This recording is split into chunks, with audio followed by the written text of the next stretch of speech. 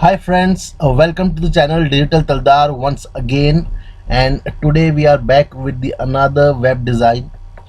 Friends, इस बार मैंने आपके लिए एक यूनिक डिज़ाइन क्रिएट करने की कोशिश करी है और कोशिश किया है कि आपको एक सिंपल तरीके से एक खूबसूरत डिज़ाइन आपको बना के बता सकूं मैं।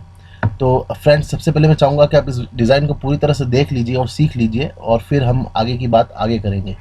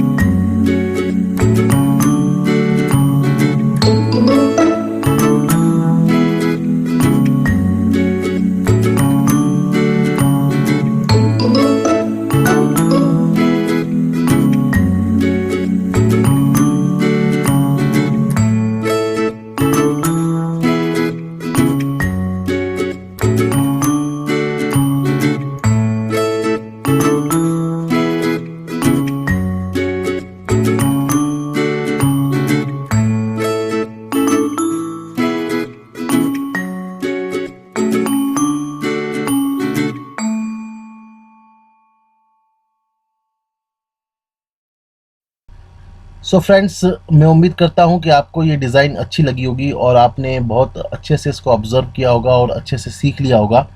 तो फ्रेंड्स, इस तरह के डिज़ाइंस जो हैं आप अपने क्लाइंट्स के लिए बना सकते हैं। मेरी कोशिश ये रहती है कि मैं आपको एक सिंपल तरीके से डिज़ाइन क्रिएट करके दिखाऊं। ज़्यादा कॉम्प्लिकेट करने की मेरी बिल्कुल भी मंशा नहीं रहती है। मैं चाहता हूं कि आप उसको अच्छे से सीख सकें। और सही बताऊं तो हम जो है डिज़ाइंस को अच्छे तरीके से तभी सीख सकते हैं जब वो थोड़ा सा सिंपल होती है। तो फ्रेंड्स, अगर आपको हमारे चैनल अच्छा लगता है, हमारे वीडियोस आपको अच्छा लगता है, तो आप हमें फॉलो कीजिए, सब्सक्राइब कीजिए, शेयर कीजिए और अपना प्यार इस तरह से दिखाते रहिए। अगर आप चाहते हैं कि आप इस चीज़ को टेक्स्ट फॉर्म में सीखना चाहते हैं, तो हमने एक ब्लॉग स्टार्ट किया है जिसका नाम है डिजिटल तलदार। तो आप वहाँ जाकर इन डिज़ाइंस के जो है फ़ोटोज़ वगैरह और पीएस फॉर्मेट में आप इसको ले सकते हैं। Thank you for watching the video.